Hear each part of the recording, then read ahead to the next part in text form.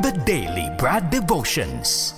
Today's reflection with Pastor Jeff Eliscopides.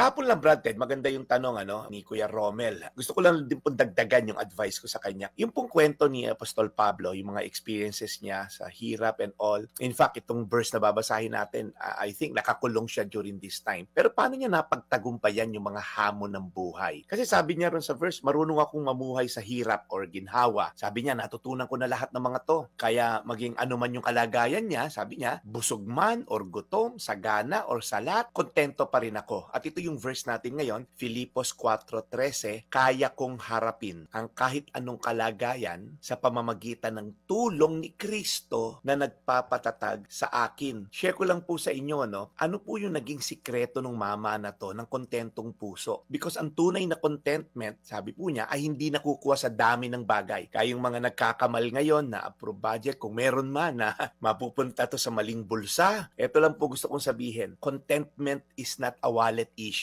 It's a heart issue. So kahit makamal po ng mga kung sino-sino man, illegal, na mga immoral na, kung sino man, merong namumuhay ng illegal at immoral na kumikita ng hindi dapat, hindi ka makokontento. Kahit trilyon-trilyon na yung nasa bank account mo, magnanakaw ka pa rin sa susunod na taon. Kasi po, contentment is never a wallet issue. It's a heart issue. Hanggang nasa burol ka na, nasa deathbed ka na, gusto mo pa rin manguhan ng hindi sa'yo. Kasi nga po, yan ang nature ng kasalanan. Hanggang mamatay ka, hindi yan matatapos because ang kasalanan gusto, the wages of sin is death. Ang tunay na contentment na hindi nakukuha sa dami ng bagay na meron tayo, kundi sa tiwala natin sa Diyos sa lahat ng sitwasyon. Alam niyo po sa mundo ngayon na ang bilis maging discontented. Kabibili mo lang ng iPhone 16, susunod na yung 17 and all. Lagi tayo naghahanap ng kulang. Mas magandang trabaho, mas malaking bagay, mas makintab, mas mabilis, mas malaking area and all, mas matatag na relasyon. Pero sabi ni Apostol Pablo, kahit nasa bilangguan siya at dumaranas ng hirap, natutunan daw niya maging kontento. Paano niya nagawa yon? Dahil ang contentment po niya ay hindi nakabase sa sitwasyon, kundi sa relasyon. Ulitin ko po, hindi sa sitwasyon, kundi sa relasyon. Kanino? Kay Kristo. Contentment is not having more, but having relationship with Christ. Kaya 3 things po gawin natin. Number 1, mag-pause tayo sandali ngayong end of the year. Maglista ka ng 3 bagay na pinapasalamatan mo sa Diyos ngayong taon na to.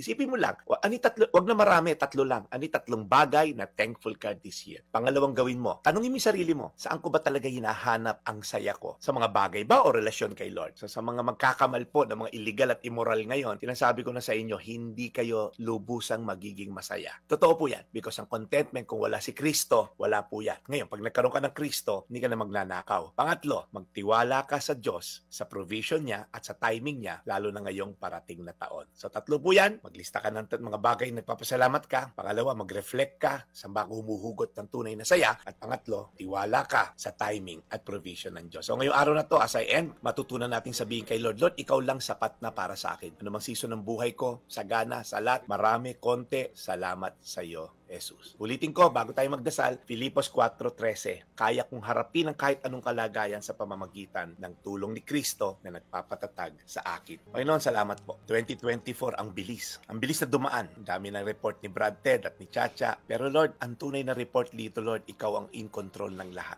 So sa mga tao, Lord, na pilit kumukuha ng hindi kanila, pilit nagpapakasaya sa mga nakaw na bagay, Lord, i-remind mo sila, ikaw lamang ang tunay na source of joy. I know sa deathbed nila, marirealize nila, walang magagawa ang bank account, walang magagawa mga Ferrari sa garahe nila, walang magagawa ang mga 20 millionaires nilang relo, Lord God. Ang tanging may magagawa ay ang relasyon sa iyo. Yun lang ang magtatawid sa kanila sa eternal joy. Kaya Lord, patawarin niyo po ang mga taong pilit na humuhugot ng saya at ligaya sa mga maling bagay maliban sa iyo. Ikaw lamang ang source ng aming kaligayahan sa pangalan ni Jesus. Brad Devotions.